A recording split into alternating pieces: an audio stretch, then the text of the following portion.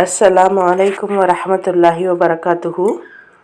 அல்ஹம்துலில்லா, இறைவனுடைய அருளால் நம்ம குரானில் உள்ள விஷயங்களை உளவியல் ரீதியாகவும் சமூகவியல் ரீதியாகவும் நம்ம பார்த்துட்டு வரோம். அந்த வகையில் 22 ஜுசுக்களை நம்ம நல்லபடியாக முடிச்சிருக்கோம். அதில் இருக்கக்கூடிய நிறைய படிப்பினைகளை நம்ம பார்த்துட்டே வரோம். நல்லா ரொம்ப ஆழமாக நமக்கு சொல்லி கொடுத்துட்டே வரோம். இப்போ இன்றைக்கி 23வது ஜுசு நம்ம பார்க்க போகிறோம். 23வது ஜுஸில் பார்த்தீங்க அப்படின்னா சூரா யாசீன், சூரா அஸ்ஸஃபாத், சூரா சாது, சூரா ஜுமர். இது 4 அத்தியாயமும் உள்ளடக்கியதாக இருக்கும். நம்ம சூரா யாசீன்லாம் எல்லா நேரங்கள்லையுமே நம்ம ஓதக்கூடியவர்களாக இருக்கும். நமக்கு ஏதாவது மனப்படப்படப்பு வந்தாலும் சரி, அல்லது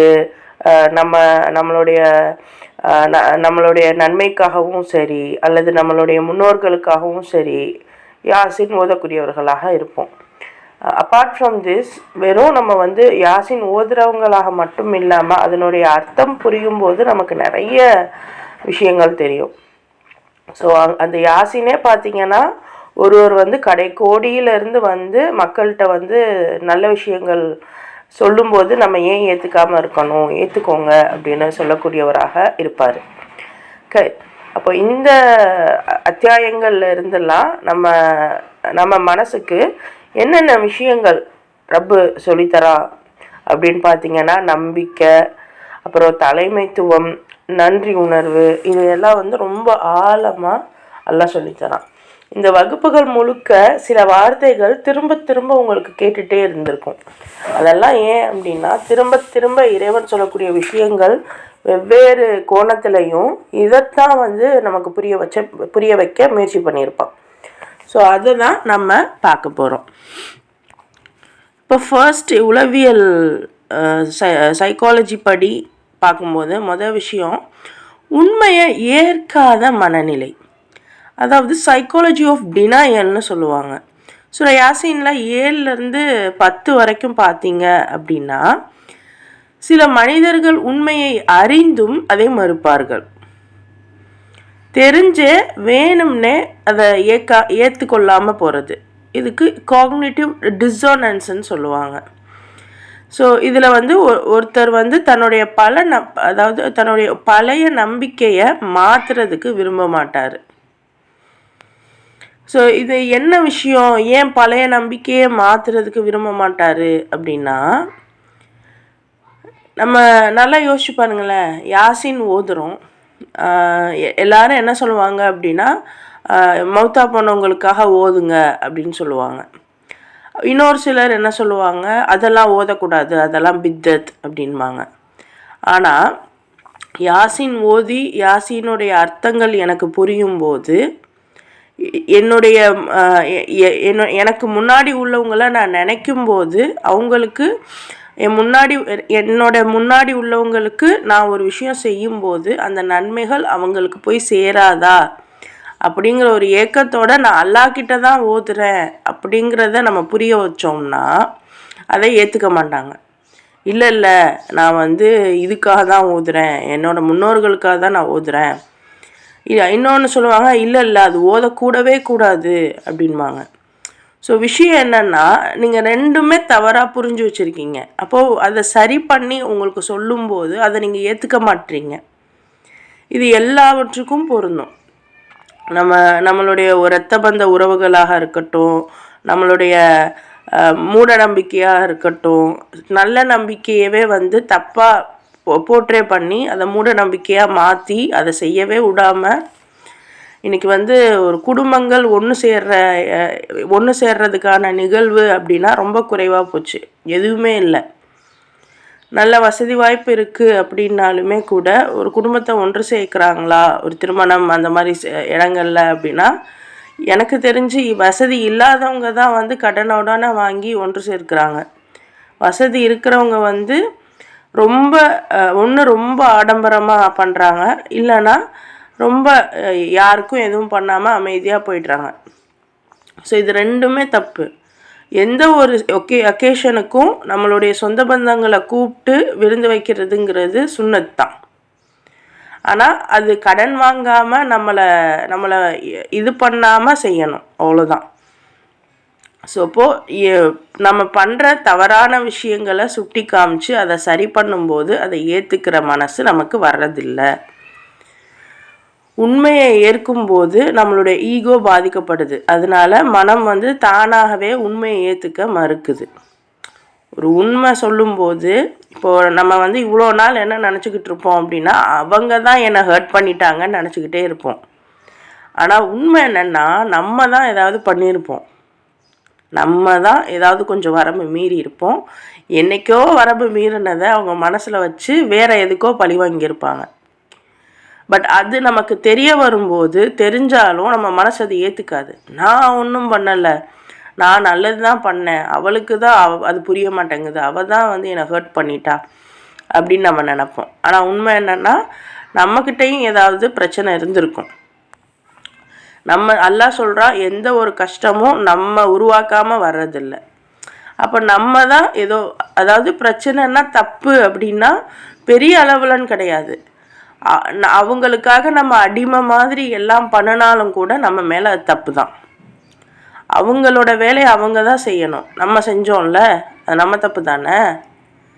இப்போ வாஷிங் மிஷின், ஃப்ரிட்ஜு, ஏசி எல்லாம் இருக்குன்னா வாஷிங் மிஷினோட வேலையை வாஷிங் மிஷின் தான் செய்யணும். ஃப்ரிட்ஜு போயிட்டு வாஷிங் மிஷினோட வேலையை செய்ய முடியுமா? முடியாது. அப்போ அந்த மாதிரி இத்தனை பேர் இருக்கும்போது அவங்கவுங்க வேலையை அவங்கவுங்க தான் செய்யணும். நான் போய் என் பிள்ளைக்காக இதை செய்கிறேன், அவங்களுக்காக இதை செய்கிறேன், அதை செய்கிறேன் அப்படின்னு வேறு அடுத்தவங்களோட வேலையை நம்ம போட்டு இழுத்து செஞ்சதுனால அது சரியான முறையில் வேலை நடக்காததுனால அங்கே நமக்கு பிரச்சனை வந்திருக்கு.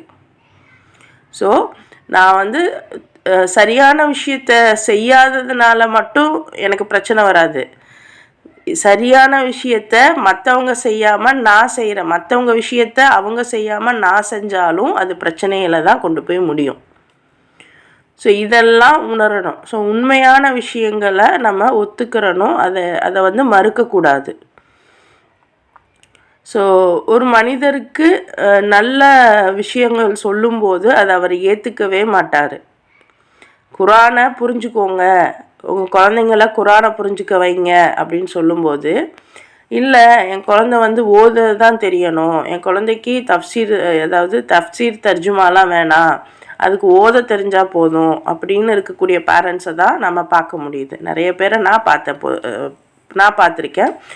ஸோ அந்த மாதிரி எது தேவையோ அதை சொல்லி கொடுத்தா ஏற்றுக்க மனசு நம்மக்கிட்ட ரொம்ப கம்மியாக இருக்குது. அப்போ அதுக்குன்னு இல்லை நீங்கள் அப்போது குரான் ஓதுறது அப்போ தெரிஞ்சுக்க வேணாமா? கண்டிப்பாக தெரிஞ்சுக்கிறணும். குரான் ஓத தெரியாமல் இருக்கிறது எவ்வளோ கஷ்டம், எவ்வளோ அபத்தம். முன்னாடிலாம் பிள்ளைகள் 5வது மினிமம் 2வது 3வதுலலாம் குரான் எடுத்துருச்சு. 5 6லலாம் எல்லா பிள்ளைகளும் குரான் ஓதும். இன்றைக்கி பெரிய பிள்ளைகளாகிடுச்சு, 8வது 10வது படிக்குது, அதுக்கே குரான் ஓத தெரியலை. அப்போ நீங்கள் என்ன இவ்வளோ 10வது படிக்குதுன்னா எத்தனை வருஷம்? 12 வருஷமாக ஸ்கூல் போகுது. ஆனால் ஒரு 2 வருஷம் கூட மதரசா அனுப்பலை. ஒழுங்காக நீங்கள் மதரசா அனுப்பியிருந்தா பிள்ளை குரான் எடுத்திருக்கும். அப்போது விஷயம் என்னன்னா, நம்ம ஸ்கூல் படிப்புக்கு அவ்வளோ முக்கியத்துவம் தரோம். அதில் என்ன நம்ம பிள்ளைங்க படிச்சிருச்சுங்க, ஸ்கூல் படிப்பை பற்றி ஏதாவது கேள்வி கேளுங்க, ஒன்றும் தெரியாது. 60% பிள்ளைகளுக்கு ஒன்றும் தெரியாது. மிச்சம் 40% பிள்ளைகள் தான் ஓரளவுக்கு கொஞ்சம் படிக்குது. அப்போ அப்படி இருக்கும்போது குரானை ஏதாவது கொடுத்தோமா அப்படின்னா கிடையவே கிடையாது. அம்மாங்க தான் இதை செய்யணுமானா அத்தாவும் செய்யணும். எனக்கு எங்கள் அத்தா தான் உட்காந்து என்ன சொல்கிறது, கொடுமைப்படுத்தாத குறையா நீ இது ஓதிட்டு தான் உன்னை நான் விடுவேன் அப்படின்னு சொல்லி ஓத வச்சுட்டு தான் அனுப்புவார். எங்கள் அத்தா பண்ணார். எத்தனை அத்தாமாருங்க அந்த மாதிரி பண்ணுறாங்க.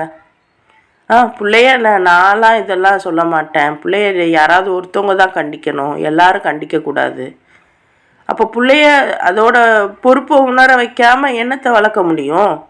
அப்போ அத்தாமாருங்க அவ்வளோ மெனக்கெட்டு இது பண்ணணும். அம்மாவுக்கு சப்போர்ட் பண்ணி அத்தா தான் சொல்லணும். என்ன நடந்தாலும் அத்தா தான் சொல்லணும். அம்மா ஒரு தடவை சொல்லியும் கேட்கல அப்படின்னா அத்தா சொல்லணும். ஸோ இந்த விஷயங்கள் எல்லாம் நம்ம வந்து இருக்குது. உண்மையை ஏற்றுக்காமல் நம்ம இருந்துடக்கூடாது. ரெண்டாவது கான்செப்ட் பார்த்திங்கன்னா, நம்மளுடைய நம்பிக்கை, நம்மளுடைய அந்த ஹோப்போட சைக்காலஜி, அதோடைய பவரை வந்து நம்ம பார்க்க முடியுது. நம்ம ஒரு விஷயத்து மேலே வைக்கக்கூடிய அந்த ஈமான் எந்த அளவுக்கு சக்தி வாய்ந்ததாக இருக்குது அப்படின்னு பார்த்திங்கன்னா, யாசீன்லேயே வந்து வரும். அதாவது இறைவனுக்காக இறந்த ஒரு மனிதர், அவர் என்ன சொல்லுவார்னா, என் மக்கள் நான் வந்து இன்றைக்கி நல்லா இருக்கேன். இறந்த பிறகு அந்த மனுஷர் வந்து நினைக்கிறாராம், சொல்கிறாராம், நான் இங்கே நல்லா இருக்கேன் அப்படிங்கிறத என் மக்கள் உணரணுமே அப்படின்னு. ஏன்னா சூரா யாசின் நீங்கள் தமிழில் எடுத்து படித்து பாருங்களேன். உங்களுக்கு புரியலைன்னா ஒரு 4-5 தடவை படித்து பாருங்கள். அதில் அவ்வளோ நுணுக்கங்கள் இருக்கும். ஏன்னா அது எப்படி சொல்கிறது, நம்ம இறந்து போனவர்களை பற்றி யோசிக்கவே மாட்டோம்.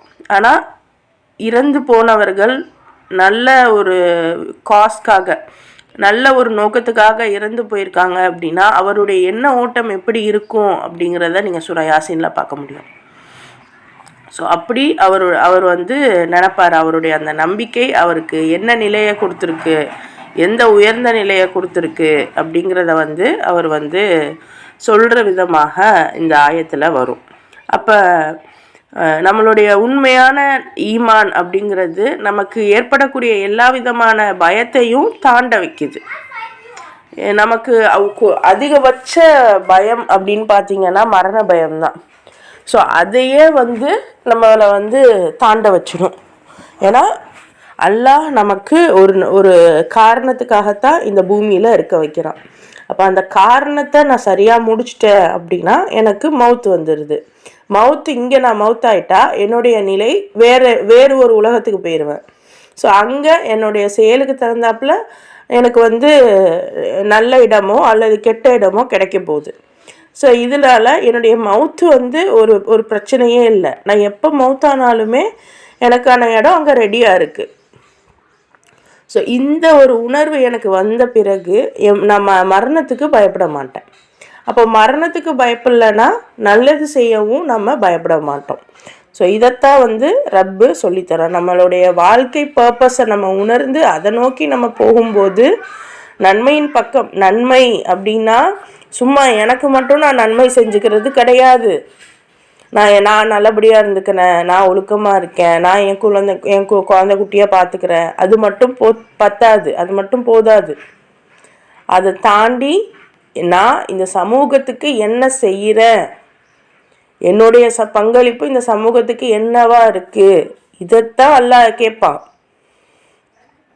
உங்கள் முன்னாடி தானே ஒரு பொண்ணை பற்றி எல்லாரும் புரளி பேசுனாங்க, நீங்கள் வந்து அந்த இடத்துல நீங்களும் புரளி தான் பேசுனீங்க, இல்லை நீங்கள் அந்த இடத்த விட்டு அமைதியாக போயிட்டீங்க, அந்த பொண்ணுக்காக நீங்கள் எதிர்த்து ஏதாவது நியாயம் பேசுனீங்களா அப்படின்னு அல்லாஹ் கேட்பான்.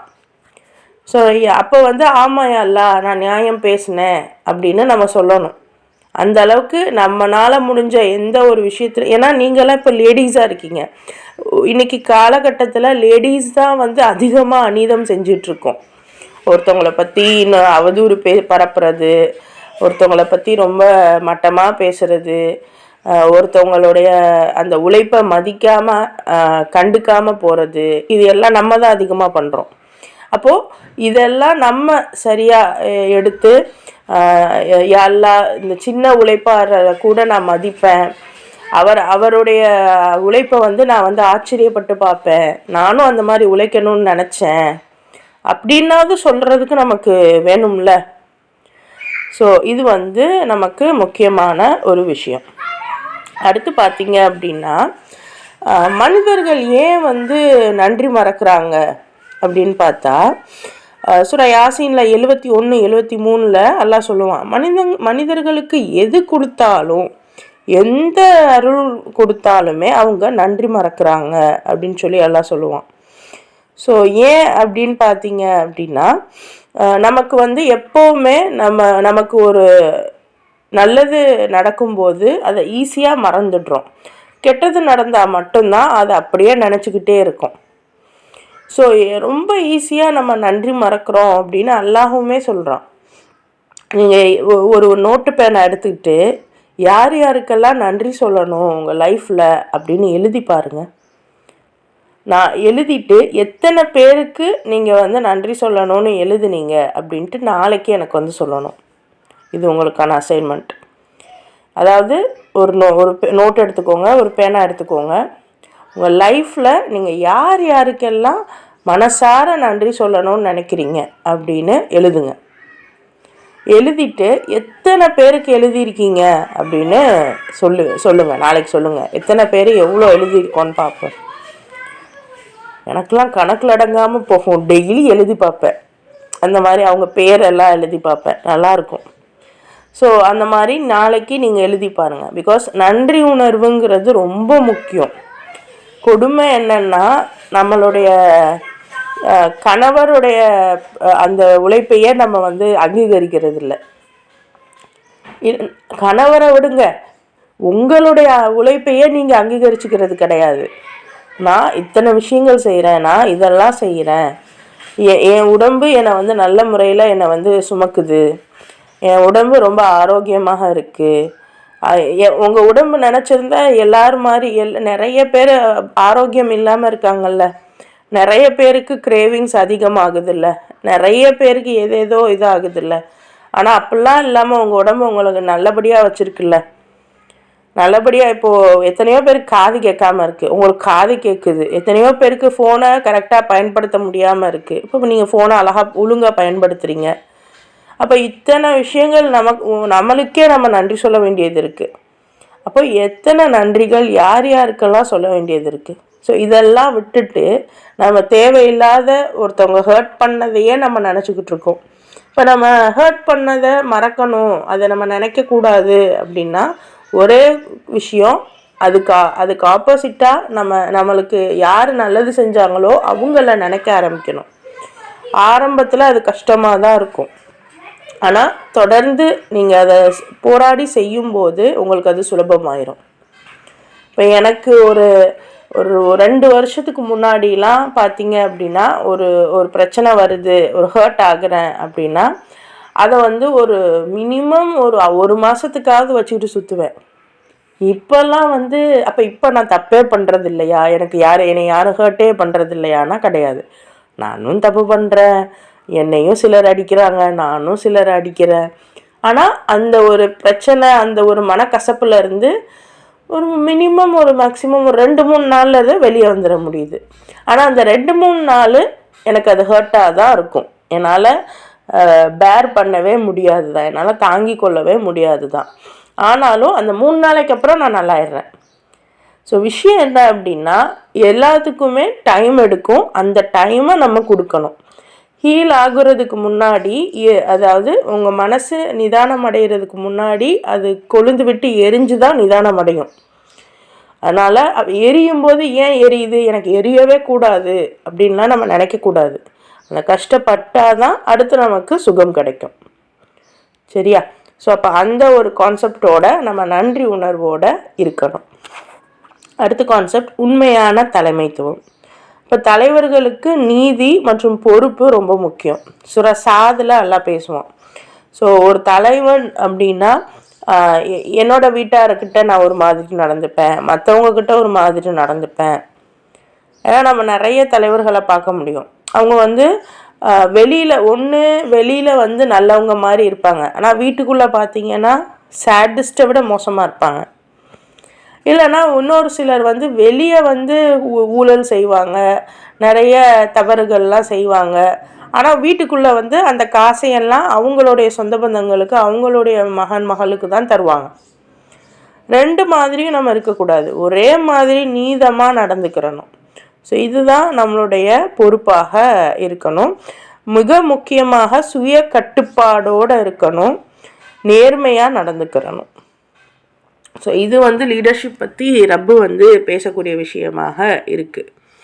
இப்போ சமூகவியல், சோஷியாலஜிக்கல் இன்சைட்ஸ் அப்படின்னு பார்த்தீங்கன்னா சமூக எதிர்ப்பு.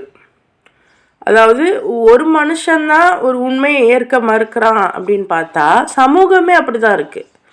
இப்போ இவ்வளோ நாள் வந்து நம்ம என்ன நினச்சிக்கிட்டு இருந்தோம், ஒட்டுமொத்த முஸ்லீம் சமூகமுமே என்ன சொல்கிறது, எவ்வளோ பிரிவுகளில் பிரிஞ்சிருக்கோம்.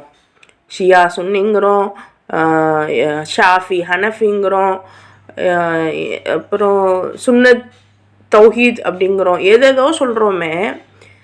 ஆனால் அல்லாஹ் வந்து முஸ்லீம் மூமின்னு மட்டும்தான் குரானில் பேசுகிறான். அப்போ இதெல்லாம் கிடையாது. எல்லாரும் ஏன் இப்படி பிரிஞ்சு வச்சுருக்கீங்க, பிரிஞ்சு இருக்கீங்க, எல்லாருமே முஸ்லீம் அப்படிங்கிற கேட்டகரிக்குள்ளே வாங்க அப்படின்னு சொன்னால், சாதாரண ஆட்கள் இப்போ எனக்கெல்லாம் பார்த்தீங்கன்னா எனக்கு இந்த மாதிரி அடையாளம் தெரியவே தெரியாது. இப்போ ரீசன்ட் டைம்ஸில் தான் இதை பற்றிலாம் நான் ரொம்ப இன்டெப்த்தாக புரிஞ்சுக்கிட்டேன். அதில் வேற தெரிஞ்சோ தெரியாமையோ நம்ம இந்தியா மாதிரியான ஊர்களெலாம், இந்தியா மாதிரியான நாடில் அப்ராணியான அம்மா அப்பாக்கெல்லாம் பிறந்தவர்களாக இருந்தோம் அப்படின்னா என்ன சொல்கிறது, நேராக சுன்னி முஸ்லீம் தான். நம்ம முடிவெடுக்க வேணாம், அவங்களே டிஃபால்ட்டாக ஏற்படுத்திடுவாங்க நம்ம சுன்னி முஸ்லீம்னு. ஆனால் நமக்கு இதெல்லாம் கிடையாது. எல்லாருமே ஒரே முஸ்லீம் தான், எல்லாருமே ஒரே சமூகம் தான் அப்படின்னா நம்ம ஏற்றுக்கிறோமா? அடுத்தது அந்த எல்லா மனிதர்களும் ஒரே இதுதான். முஸ்லீம்கள் ஹிந்து கிறிஸ்டியன்னு கிடையாது, எல்லா மனிதர்களும் ஒரே இதுதான். அவங்கவுங்க செய்த செயல்களுக்கு தகுந்தாப்புல அல்லாஹ் கூலி கொடுப்பான் அப்படின்னு சொன்னால் நம்ம ஏற்றுக்கிறோமா? நம்ம என்னைக்காச்சு இப்போ நமக்கு ஏதாவது பிரச்சனைனா மற்றவங்க கூட வருவாங்க தான். எத்தனையோ இடங்களில் நமக்கு பிரச்சனை அப்படின்னு வரும்போது மற்றவங்களும் வராங்க தான். வேறு ஹிந்து கிறிஸ்டின் அந்த மாதிரி யாராக இருந்தாலும் வர்றதுக்கான வாய்ப்பு இருக்குது. அது மாதிரி நம்மளும் பொதுவாக இந்த இடத்துல இந்த பிரச்சனை, நம்மளுடைய மதம், நம்மளுடைய முஸ்லீம்ஸ் அப்படின்னு இல்லாமல் பொதுவாக இருக்கக்கூடிய பிரச்சனைகளை பற்றி நம்ம யோசிச்சு பார்த்துருக்கோமா, ஏதாவது சிந்திச்சிருக்கோமா? அப்போது அல்லாஹ் வந்து எல்லாத்தையுமே சமநிலையாக பாருங்கள், சமமாக நினைங்க அப்படின்னு சொல்கிற விஷயத்த நம்ம மனசு ஏற்றுக்க மாட்டேங்குது. தனிப்பட்ட ஒருவன் ஏற்றுக்காததுனால சமூகமும் ஏற்றுக்க மாட்டேங்குது. பழைய கலாச்சாரத்தையே பிடிச்சிக்கிட்டு நிற்கிறாங்க. நமக்கு முன்னாடி என்ன எப்படி இருந்தாங்களோ அதே மாதிரி தான் நானும் இருப்பேன் அப்படிங்கிறாங்க. குரானை தெளிவாக புரிஞ்சுக்கோங்க, இன்னைக்குள்ள முறைப்படி புரிஞ்சுக்கோங்க அப்படின்னு சொன்னால், நீங்கள் குரான் வந்து குரான் தஃப்சீர் இப்னு கதீர் தான் நீங்கள் ஃபாலோ பண்ணணும், அதுபடி நீங்கள் சொல்லி கொடுங்க அப்படிங்கிறாங்க. தஃப்சீர் இப்னு கதீர் அவ்வளோ பெருசாக இருக்குது. ஸோ அவ்வளோத்தையுமே உங்களுக்கு சொல்லும்போது உங்களுக்கு புரியுமா? அதுக்கு எவ்வளோ டைம் எடுக்கும்? அப்போ மினிமமாக ரொம்ப பேசிக்காக உங்களுக்கு இப்படி புரிய வைக்கலாம் அப்படின்னா, இதுக்கே நிறைய பேர் என்கிட்ட சண்டைக்கு வந்தாங்க. நீங்கள் யூடியூப்பில் வந்து நிறைய ஓரளவுக்கு இன்றைக்கி இருக்கிற கான்செப்ட் படி ஓரளவுக்கு எனக்கு தெரிஞ்ச முறைப்படி தான் நான் சொல்லிகிட்டு இருந்தேன். அதுக்கே வந்து அவ்வளோ பேர் சண்டைக்கு வந்தாங்க. உங்களுக்கு என்ன தெரியும், நீங்கள் உங்களுக்கு தெரியாமல் உங்கள் இஷ்டத்துக்கு இதில் நீங்கள் இறங்கிட்டீங்க அப்படின்லாம் பேசுனாங்க. பட் எனிஹவ் அல்லாஹ் நாடுன விஷயங்கள் தான் நடக்குது. நான் இதெல்லாம் எதிர்பார்த்ததே கிடையாது, நான் இதெல்லாம் பண்ணுவேன்னு. அப்போ அல்லாஹ் நாடும்போது அதை நம்மளை செய்ய வைக்கிறான். அல்லாஹ் நாடுனா யாரை வேணால் தேர்ந்தெடுத்து எந்த வேலையும் செய்ய வைப்பான். நான் ஜஸ்ட் ஒரு MSW படித்த பொண்ணு, எப்படி குரானுடைய விஷயங்களை பேச ஆரம்பித்தேன்னு அல்லாவே அறிவான். அப்படிங்கிறப்போ எல்லாரும் இப்படி தான் இருக்காங்க, நானும் இதைத்தான் செய்வேன்னு இல்லாமல் ஒரு சரியான தேவையான பாதையை தேர்ந்தெடுக்க அல்லது உருவாக்க இந்த சொசைட்டி மறுக்குது. அதை பற்றியுமே ரப்பு வந்து பேசுகிறான். Group psychology. அப்போ பொதுவாக இந்த மக்கள் என்ன நினைக்கிறாங்கன்னா, அவங்களுக்கு ஒரு கஷ்டம் வரும்போது மட்டுமே தன்னுடைய ரப்பை வந்து அவங்க நினைக்கிறாங்க. அப்போ கம்ஃபர்ட்டாக இருந்தால் அல்லாவை மறந்துடுறாங்க. ஸோ இதனால தான் வந்து கம்ஃபர்ட் ஜோனை வந்து நல்ல புத்திசாலியாக இருக்கிறவங்க கம்ஃபர்ட் ஜோனுக்கு வந்து வெறுப்பாங்க. ஏன்னா ஒன்ஸ் அவங்களுக்கு கம்ஃபர்ட் ஆயிடுச்சுன்னா அவங்க வந்து அவங்க ரொம்ப லெத்தாஜிக்கலாக போயிடுவாங்க. அவங்க புதுசாக எதுவுமே செய்ய மாட்டாங்க. புதுசாக செய்யலை அப்படின்னா அவங்களுக்கு எந்த ஒரு பிரச்சனையுமே வராது. பிரச்சனை வரலைன்னா அல்லாவை நினைக்க மாட்டோம். அல்லாவை நினைக்கலைன்னா மற்ற மனுஷங்களையும் நினைக்க மாட்டோம். நான் தான் ராஜா, நான் தான் ராணிங்கிற மாதிரி ஒரு அரகன் டைப்புக்குள்ளே நம்ம போயிடுவோம். ஸோ இந்த ஒரு விஷயத்த நம்ம புரிஞ்சுக்கிறணும். நமக்கு எப்போ பிரச்சனைகள் வருதோ, கம்ஃபர்ட் ஜோனை விட்டு வெளியே வரோமோ அப்போ தான் நம்மளுடைய மனம் வந்து விழிப்படையும். அப்புறம் 3வது கான்செப்ட் பார்த்தீங்க அப்படின்னா, சமூகத்தில் முன்மாதிரியான மனிதர்கள், ரோல் மாடல்ஸ். ஸோ இது வந்து இப்ராஹிம் நபி, இஸ்மாயில் நபியை பற்றி வரும் சூரா அஸ்-சஃபாத்தில். குடும்ப நம்பிக்கை மற்றும் மதிப்புகளின் முக்கியத்துவத்தை வந்து இந்த விஷயங்கள் வந்து பேசும். ஏன்னா அந்த இன்னைக்கு வந்து குடும்பம் அப்படின்னாவே தந்தை மகன். பட் அன்ஃபார்ச்சுனேட்லி நம்ம வந்து அந்த தந்தை மகனுடைய கூட்டணியவே வந்து நம்ம யோசிக்கிறதே இல்லை. தாய் மகன், தாய் மகள், அதை பற்றி தான் யோசிக்கிறோம். அதை தாண்டி கணவருடைய வீட்டார்களை பற்றி நம்ம வந்து சரியாக கவனிக்கிறதே இல்லை. கணவருடைய வீட்டாளுங்கெல்லாம் டாக்ஸிக் அப்படின்னு தான் நம்ம நினைக்கிறோம். பட் அப்பார்ட் ஃப்ரம் தட் முன்ன பின்ன இருக்கும் தான். இப்போ நம்ம தங்கச்சிட்டெல்லாம் சண்டையே போட மாட்டோமா, நம்ம அக்கா தங்கச்சிட்ட சண்டை போட மாட்டோமா, ஆனால் நம்மளுடைய கணவருடைய வீட்டில் இருக்கக்கூடியவங்கள்ட்ட சண்டை போட்டால் மட்டும் அது காலத்துக்கும் நமக்கு நினைவு இருக்கும். நமக்கு மட்டும் இல்லை, அவங்களுக்கும் தான். ஏன்னா அது கணவரோட அவங்களோட உறவு வந்து அவ்வளோ முக்கியம் இல்லை அப்படின்னு நம்மளே நினச்சிக்கிறோம். ஏன்னா நான் எப்போவுமே கேட்டதுண்டு, சின்ன வயசுலேருந்து என் ஃப்ரெண்ட்ஸ் கிட்ட கேட்டால் அவங்க எல்லாருமே தன்னுடைய தாய் வழி சொந்தத்தை பற்றி மட்டும்தான் பேசுவாங்க. அவங்கள மட்டும்தான் அவங்களுக்கு பிடிக்கும். தந்தை வழி சொந்தங்களை பற்றி பெருசாக அவங்க பேசவும் மாட்டாங்க, அவங்கள பிடிக்கவும் செய்யாது. ஆனால் நான் யோசித்து பார்க்குறேன், எங்கள் அம்மா வந்து 2 பேரையுமே, இன்ஃபேக்ட் அதிகமாக இன்னைக்கு வரைக்கும் எனக்கு 2 சைடு மேலேயுமே வந்து ஒரு வெறுப்போ எதுவுமோ வந்ததே இல்லை. ஏன்னா அந்தளவுக்கு எங்கள் அம்மா, அவங்களுக்குள்ள பிரச்சனைகள் வராமல் இல்லை, 100 சண்டை வரும், அவ்வளோ பிரச்சனை வரும். ஆனாலும் எப்போ சான்ஸ் கிடைச்சாலும் அவங்க ஒன்றிணைஞ்சுப்பாங்க. நான் சொல்கிறது அத்தா வீட்டு சைடில் 5 அண்ணன் தம்பி, 3 அக்கா தங்கச்சி. பட் ஸ்டில் அவங்க எல்லாருமே வந்து ஒருத்தருக்கு ஒருத்தர் கொஞ்சம் முன்ன பின்ன இருந்தாலும், சண்டைகள் இருந்தாலும், ஏதாவது ஒரு நல்லது கெட்டதுக்கு இணைஞ்சுப்பாங்க. அதுக்கு எங்கள் சித்திங்களும் தான் ஏன்னா சித்திங்க நினச்சாங்கன்னா நம்ம ஏன் ஒன்று சேரணும் அப்படின்னு விலகி போக முடியும். But they are together. So இந்த மாதிரி நிறைய வீடுகளில் உள்ளே இருப்பாங்க. ஸோ அவங்க ஒரு முன்ன பின்ன பிரச்சனை இருந்தாலும் ஒரு நல்லது கெட்டதுக்கு ஒன்றா சேர்ந்துப்பாங்க.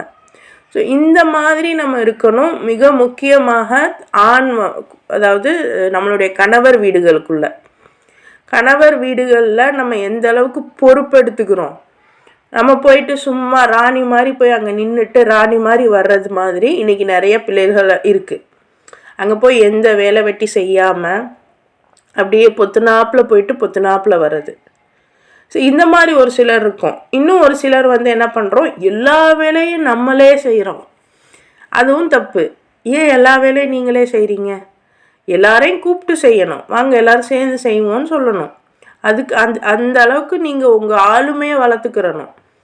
ஏன் நான் சொன்னாலாம் கேட்க மாட்டாங்க, கேட்காத அளவுக்கு நீங்கள் உங்கள் ஆளுமையை வச்சுருக்கீங்க. அப்போ உங்களை நீங்கள் வளர்த்துக்காத வரைக்கும் எதுவுமே உங்களை சுற்றி மாறாது. அப்போது இந்த சமூக மாற்றம் வந்து ஃபேமிலியோடைய அந்த வேல்யூஸ் வந்து இப்படி இருக்கணும். ஸோ பேரண்ட், இஸ்மாயில் அலைஹிஸ்ஸலாம், இப்ராஹிம் அலைஹிஸ்ஸலாமுடைய ஸ்டோரி பார்த்தாவே உங்களுக்கு தெரியும். அந்த பேரண்டிங்குடைய விஷயம் எப்படி வளர்க்குறாங்க. இப்போ மகனையும் அத்தாவையும் தான் பேசுகிறாங்க, ஆனால் அந்த இடத்துல அந்த அம்மாங்கிறவங்க எப்படி வளர்த்துருப்பாங்க. ஏன்னா அவங்க கையில் தான் அந்த பையன் இருந்தான். அப்போ அவங்களுடைய வளர்ப்பை பற்றி நீங்கள் எல்லாம் சொல்லாமே உங்களுக்கு புரியணும். அந்தளவுக்கு அவங்க வளர்த்துருப்பாங்க. ஸோ அப்போ நம்ம அம்மாங்களாக இருக்கும்போது நம்மளுடைய கான்செப்ட் எப்படி இருக்கணும், நம்ம குழந்தைய எப்படி வளர்க்கணும், நம்மளுடைய குடும்பத்துடைய வேல்யூஸை எப்படி போர்ட்ரே பண்ணணும், இதெல்லாம் வந்து நம்ம கற்றுக்க வேண்டிய ஒரு விஷயம். ஸோ ஒட்டுமொத்தமாக இந்த ஜுசு 23 நமக்கு சொல்லக்கூடிய வாழ்க்கை பாடங்கள் என்ன அப்படின்னா, உண்மையை மறுக்கும் மனநிலை மனிதருக்கு இயல்பாக தான் இருக்குது. ஆனால் அதை நாம் சரியாக கொண்டு வரணும், உண்மையை ஏற்றுக்கிறணும். அதே மாதிரி நம்ம மனிதனுடைய அந்த உண்மையான நம்பிக்கை பயத்தை கூட தாண்ட வைக்கும். 3வது நன்றி உணர்வு நம்ம வாழ்க்கையை மேம்படுத்தும். 4வது நல்ல தலைமைத்துவம் சமூகத்தை காப்பாற்றும். 5வது குடும்பம் சமூகத்துடைய அடித்தளமாக இருக்குது. ஸோ இந்த மாதிரி ஜுசு 23ல் மனித மனம் எப்படி செயல்படுது, சமூகம் எப்படி உண்மைக்கு எதிர்ப்பு கொடுக்குது அப்படிங்கிறதெல்லாம் ரொம்ப ஆழமாக ரப்பு நமக்கு சொல்லித்தரான். ஸோ இது ஒரு பேஸாக நான் உங்களுக்கு காமிச்சிட்டேன். ஆனால் இதை நீங்கள் உள்ளே போய் ஆராய்ந்து பார்க்கும்போது பல விஷயங்கள் உங்களுக்கு தெரிய வரும். அல்ஹம்துலில்லாஹ். இன்ஷா அல்லாஹ் நாளைக்கு அடுத்த ஜுசுவை பார்க்கலாம்.